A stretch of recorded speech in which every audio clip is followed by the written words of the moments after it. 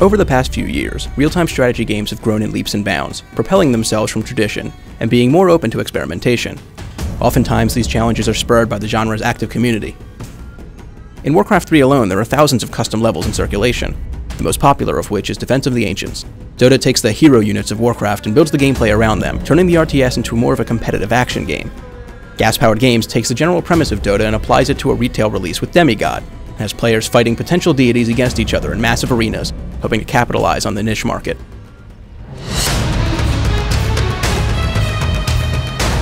In Demigod, AI-controlled units continually spawn from portals and march along predetermined paths, attacking each other when they meet mid-map.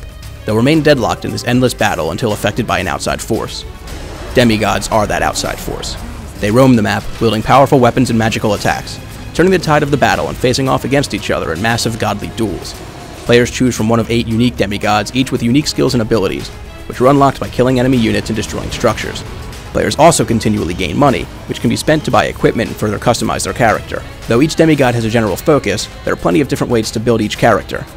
While it's possible to build Rook, the 50-foot man castle, as an offensive powerhouse, it's also viable to build him like a tank, putting an emphasis on health and armor while investing points into his defensive abilities. While Defense of the Ancients put a focus on having dozens of playable characters, Demigod has only 8, separated into either the RTS-style general or the demigod-killing assassin. Each is unique, and none are too reliant on each other, creating 8 well-fleshed-out characters. The only time the lack of characters really becomes an issue is in bigger games, which support up to 10 players. Since gamers quickly choose favorites, large games usually have 2 or 3 doubled units, which seems to go against many of the ideas that makes Demigod work. The developers promise downloadable content fairly regularly, a promise which, if fulfilled, will help the game immeasurably. Depending on the mode, the goals of Demigod are different. There are several to choose from, ranging from a typical team deathmatch to Conquest, which has players trying to destroy their enemy's citadel. Beyond these objectives, capturable flags are scattered throughout the battlefield and give bonuses to the team currently controlling them. These create an additional level of strategy to the game, forcing players to balance their time between capturing points, killing enemy demigods, and attempting to destroy structures. Suffice to say, it can get hectic. Demigod has great, refined gameplay, focusing on an easily accessible, though entirely deep experience. Thanks to a wealth of customization options and different ways to play, no 2 games will be the same, giving Demigod a good amount of replayability.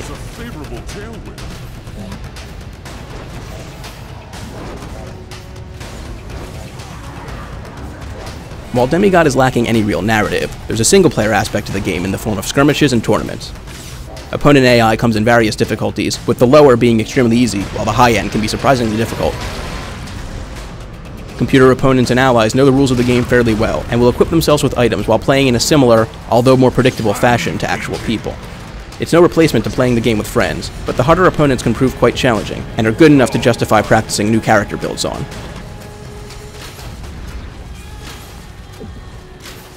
Demigod's multiplayer should be its high point, and when it works, there's no doubt that the developer intended on this aspect being the game's selling point. Skirmishes, custom matches, and tournaments are available, giving gamers plenty of chances to test their might against players from all around the world. Sadly, the game's launch saw a slew of issues with the online multiplayer, ranging from trouble joining games to problems staying in them. A player has left the game. If players' connections drop, they're replaced with computer AI, but in order to keep it balanced, the computer players are usually fairly easy. In a game that rewards players for killing opponents, adding dumbed-down AI as a teammate is more destructive than it is beneficial, and it's a larger detriment in Demigod than it is in most other games. Hopefully the connection issues are fixed in the near future, because there's great potential in the game's multiplayer.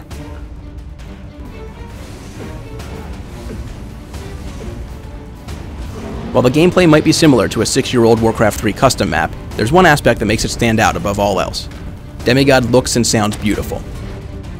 The game's levels are wonderfully varied and imaginative, and Gas-Powered Games has managed to take some of the better aspects of their Supreme Commander series, namely the ability to zoom in and out incredible distances, and apply them flawlessly to Demigod. Characters look fantastic, and the typically low-resolution units of RTS games are extremely detailed and well animated. While the frame rate struggles a bit when the gameplay gets too intense, the engine usually holds together fairly well.